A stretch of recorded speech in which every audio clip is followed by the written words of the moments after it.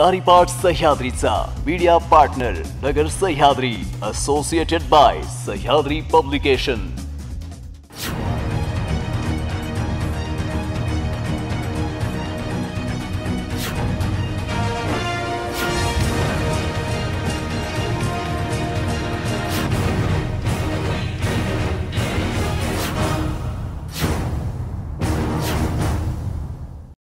नगरच्या होम ग्राउंडवरच काँग्रेसच्या बाळासाहेब थोरातांना मोठा झटका आहे। नागवडे पती पत्नी राष्ट्रवादी अजित पवार गटाच्या वाटेवर आहेत। काँग्रेसच्या इतिहासात पहिल्यांदाच पती पत्नी काँग्रेसच्या जिल्हाध्यक्ष। नागवडे पती पत्नी दोघे मिळून करणार आहेत का बाळासाहेब थोरात यांचा विश्वासघात? विधानसभेत विजय आवटी यांची जिरवली, आता लोकसभेत सुजय विखेंची जिरवणार असं म्हणत आमदार लंके यांनी कसं फुंकलंय रणशिंग।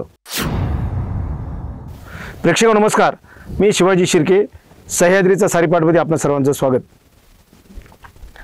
काँग्रेस पक्षाच्या स्थापनेपासून ते कालपर्यंत देशातील कोणत्याही जिल्ह्यात पती पत्नी एकाच वेळी काँग्रेस जिल्हाध्यक्षपदी विराजमान झाले नव्हते। मात्र नगर जिल्ह्यात ती किमया फक्त आणि फक्त बाळासाहेब थोरात यांनी घडून आणली आणि राजेंद्र नागवडे यांची काँग्रेसच्या जिल्हाध्यक्षपदी तर त्यांच्या पत्नी सौ अनुराधा नागवडे यांची काँग्रेसच्या महिला जिल्हाध्यक्षपदी निवड केली।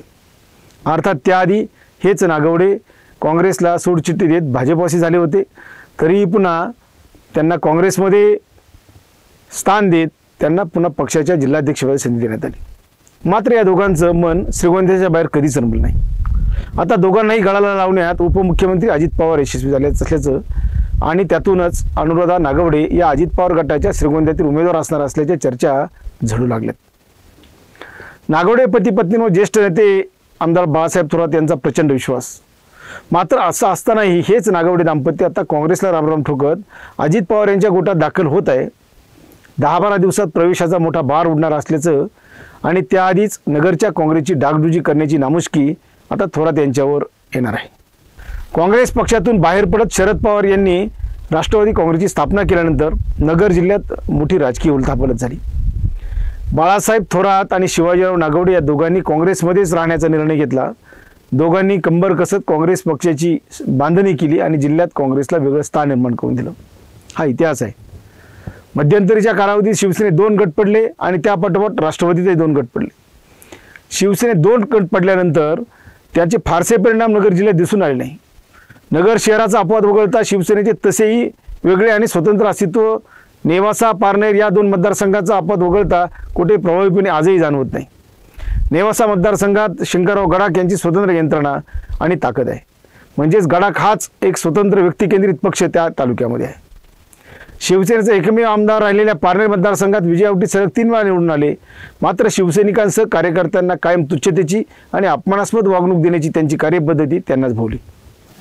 त्यातूनच जिल्ह्याचं नेतृत्व करण्याची धमक आणि कुवत असतानाही त्यांच्या विरोधात शिवसेना शाखा प्रमुखापासून ते संपर्क प्रमुखापर्यंत सारेच गेले। विधानसभेत आवटी यांचा मोठ्या मताधिक्याने पराभव झाल्यानंतर ते जवळपास अज्ञातवासात गेले। मध्यंतरी बाजार समिती सारख्या सहकार्यातील निवडणुकीत त्यांना पराभूत करणाऱ्या निलेश लंके यांच्या दावणीला तालुक्यातील संपूर्ण शिवसेना बांधली। लंके हे आमदार होण्याआधी सेनेचे तालुका प्रमुख होते।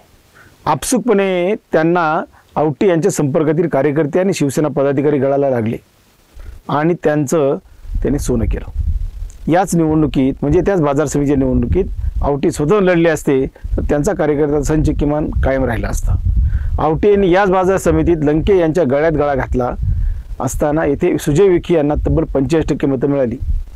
पारनेरमधील हीच 45% मते आता विखे यांचं भांडवल ठरलं आहे। राजेंद्र नागवडे हे याआधी काँग्रेसचे जिल्ह्यातील नेते म्हणून ओळखले जात होते, मात्र त्यांचं मन कायम रमलं ते श्रीगोंद्यातच। श्रीगोंद्यातील आमदार होण्याचे त्यांचं अपूर्ण स्वप्न अनुराधा नागवडे यांच्या रूपाने पूर्ण होणार असल्याचं भाकीत त्यांना मिळाले। श्रीगोंदा मतदारसंघात काँग्रेसची स्वतंत्र ताकद नाही। नागवडे म्हणजेच काँग्रेस आणि काँग्रेस म्हणजेच नागवडे असं इथे राजकीय समीकरण आहे। कोणत्याही राजकीय पक्षात गेलो तरी ही आपली गठ्ठा मतं आपल्या सोबत कायम राहणार असल्याची खात्री नागवडे यांना आजही कायम आहे। त्यामुळेच अजित पवार यांच्या समर्थकांची साथ मिळाली तर ही बेरीज वाढेल आणि त्यातून आपला विधानसभेचा मार्ग मोकळा होईल अशी खात्री नागवडे यांना वाटू लागली। त्यामुळेच मध्यंतरी सहकारमर्षी स्वर्गीय शिवाजीराव नागवडे यांच्या जयंतीचे औचित्य साधून नागवडे यांनी बाळासाहेब थोरात यांना टाटा करत राष्ट्रवादीचे नेते उपमुख्यमंत्री अजित पवार यांना निमंत्रित केलं आणि श्रीगोंद्यात शक्तीप्रदर्शन केलं। अजित पवार यांच्या उपस्थितीत हा कार्यक्रम आणि त्याची नेटकी तयारी नागवडे पती पत्नी आणि त्यांच्या समर्थकांनी जोरकसपणे केली। अजित पवार यांनी राजेंद्र नागवडे यांच्या पाठीवर हात टाकत तयारीला लागण्याच्या सूचना लागलीच केल्या आणि त्यातून गेल्या 15 दिवसात नागवडे पती पत्नी अजित पवार यांच्या दरबारात 7-8 वेळा हजेरी लावूनही आल्याची चर्चा झडते। श्रीगोंद्यातून भाजपचे बबनराव पाचपुते आमदार आहेत। राज्यात महायुतीचं म्हणजेच भाजप, शिवसेना शिंदे गट आणि राष्ट्रवादी अजित पवार गटाची सत्ता आहे। या सत्ता समीकरणात नागवडे हे अजित पवार यांच्यासोबत गेले तरी त्यांच्यासाठी भाजप जागा सोडेल का असा प्रश्न सध्या चर्चेत आहे। मात्र प्राप्त राजकीय परिस्थिती आणि राज्यातील सत्ता समीकरणाचा विचार करता मतांची विभागणी आणि नाराजी नाट्य टाळायचं असेल तर लोकसभा निवडणुकीनंतर होणारी विधानसभा निवडणूक महायुतीतील तीनही प्रमुख राजकीय पक्ष म्हणजेच भाजप, शिवसेना शिंदे गट आणि राष्ट्रवादी अजित पवार गट हे स्वतंत्रपणेच लढणार हे त्रिकालाबाधित सत्य आहे। लोकसभा निवडणुकीत हे तिघही एकत्र दिसतील। महायुतीचा जो उमेदवार असेल त्याला विजयी करण्यासाठी तिघही एक दिलाने काम करतील। मात्र विधानसभा निवडणुकीत हे तीनही प्रमुख राजकीय पक्ष एकमेकांच्या विरोधात लढणार।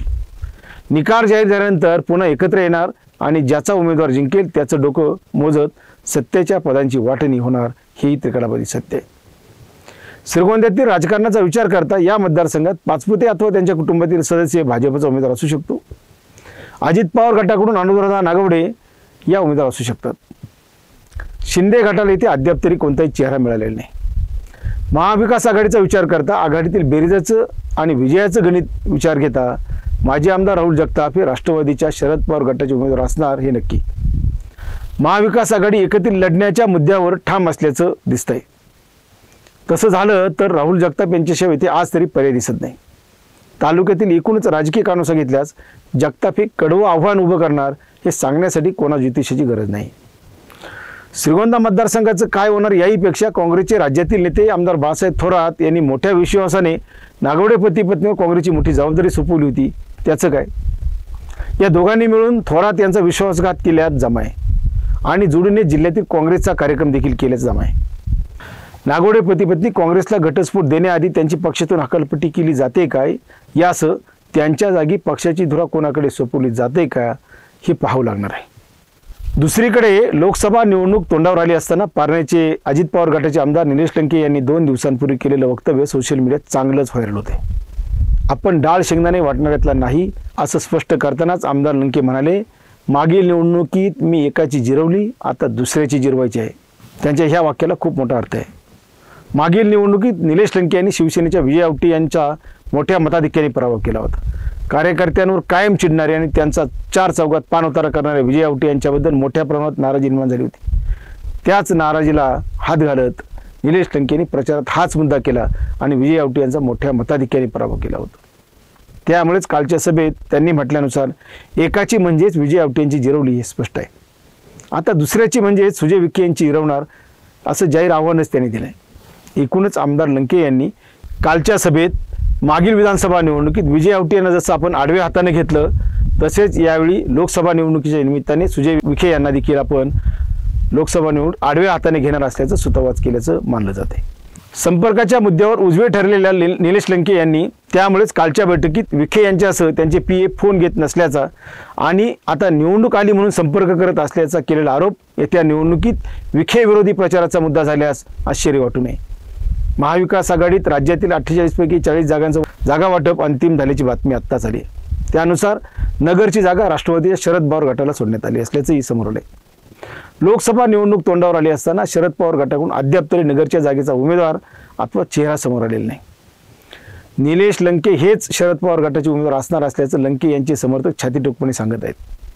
काही दिवसांपूर्वी देहू येथे त्यांच्या निवडक समर्थकांचा मेळावा झाला आणि त्यात लंके यांनी लोकसभेची तयारी लागण्याबाबत केलेले सुतोवाच पाहता या लोकसभा मतदारसंघात लंके विरुद्ध विखे यांच्यात लढत होणार हे नक्की।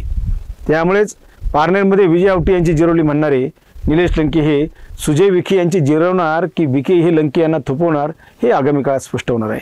आजच्या सारीपाटमध्ये येथेच थांबतो। आपण पाहत राहा न्यूज 24 सह्याद्री।